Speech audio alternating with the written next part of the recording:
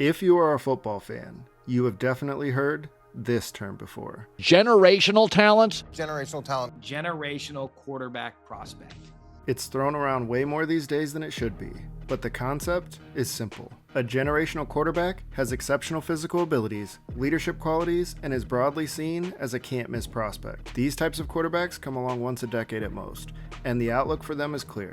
They will become all pros or will compete for championships, almost immediately. When everyone's this certain, what could possibly go wrong? This guy knows what I'm talking about. Welcome back to Unlikely Success. Like, comment, and if you're new to the channel, don't forget to subscribe. Today, we're going to talk about 2 of the 4 absolute, no question, generational quarterbacks of the modern draft era. Yes!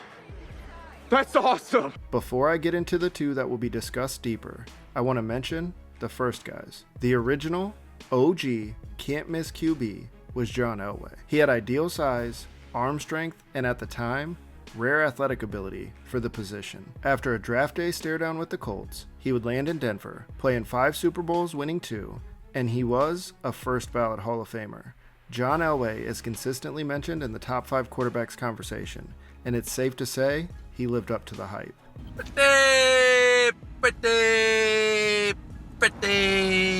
Pretty good. The second was Peyton Manning. He also had ideal size and arm strength, but rather than the rare athletic traits of Elway, Manning had a football mind that had never been seen before. After being picked by Indianapolis, Peyton changed the way football was played at the QB position. He would dice defenses with audibles and had full control of the offenses he ran. This guy was figuring out what defenses were going to do and then adjusting in real time, and it became more and more commonplace as his career went on.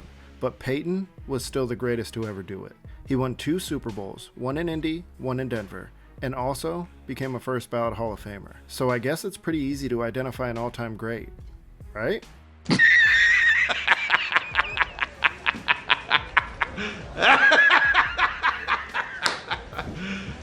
You serious? In 2012, the top quarterback was considered the best prospect since John Elway. His name, Andrew Luck, and he was coming out of Stanford with a ton of pre-draft buzz. He was often compared to his predecessor in Indianapolis, and that's for good reason. When the Colts selected Andrew Luck, he made them relevant all over again. Luck had a style that really does remind me of John Elway. He was a tremendous pocket passer, but he also had the ability to run.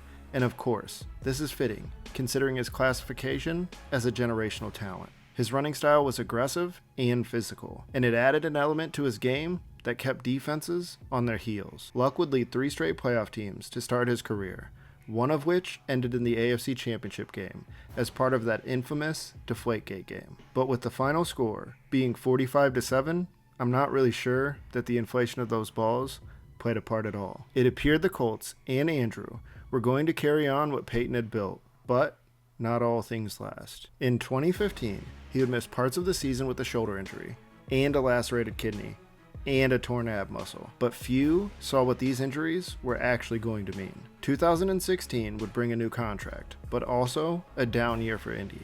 Luck played well, but the team barely played above 500 in his starts. He would have off-season surgery on his shoulder, and this would set off a pretty crazy series of events. Andrew would miss the entirety of 2017 before returning in 2018, where he appeared fully recovered and nearly set personal bests in passing yards and touchdowns. In a jaw-dropping turn of events, Luck would retire prior to the 2019 season, citing a cycle of injuries and his desire to live life on his own terms. It's a career that still feels like a major what-if. But over 6 seasons, he'd have 5 winning records, nearly 24,000 passing yards, 171 touchdowns, and 4 Pro Bowls. He quickly became one of the NFL's best before he decided to end his career so abruptly. His draft class has one of the league's biggest what-ifs with RG3, but Luck is not that far off.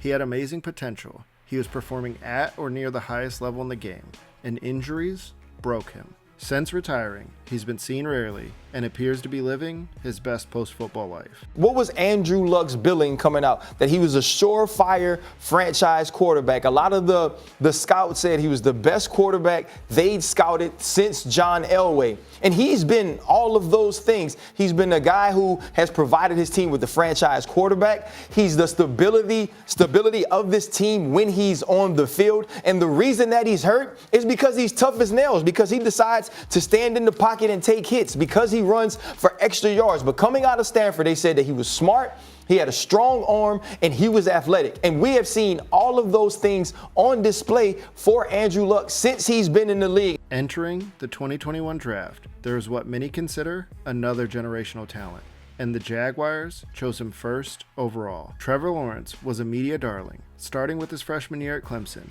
and while he never won a Heisman, he looked a little bit like Sunshine from Remember the Titans, and one thing was certain: this guy could play.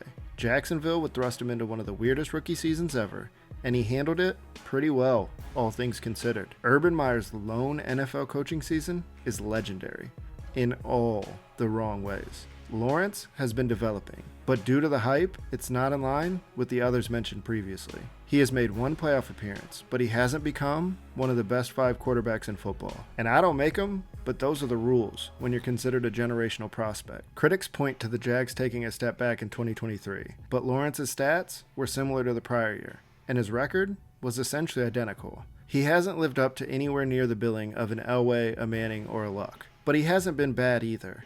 Maybe I'm giving him more credit than he deserves for how he handled the year with Urban, and maybe I'm overstating how well he has played the last 2 years, but I think he's making strides in the right directions. I think he might be trapped in a really bad organization. Over 3 years, he has 12,000 passing yards, 58 touchdowns, and he made a Pro Bowl. He might not be one of the Prince's promised, but he is an above-average QB. He's also the only one of 5 QBs selected in 2021's first round that is still on his original team.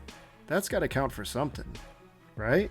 The reporters after the game hilariously are asking, he's talking about how, I have to take a look at the film and see if anyone needs to be benched. And someone actually asked the question, does that include the quarterback? That should have come with a laugh track.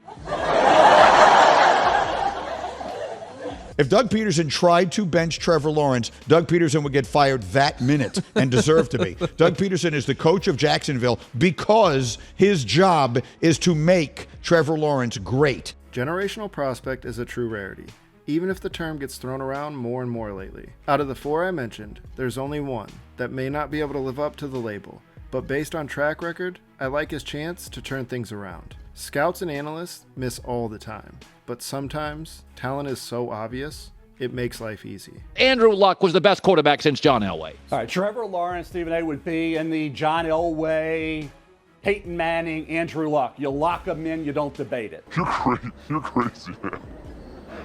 You're crazy. I like you, but you're crazy. This has been The Unlikely Success. Whenever you're in the conversation for the number 1 pick, it's obviously a dream come true.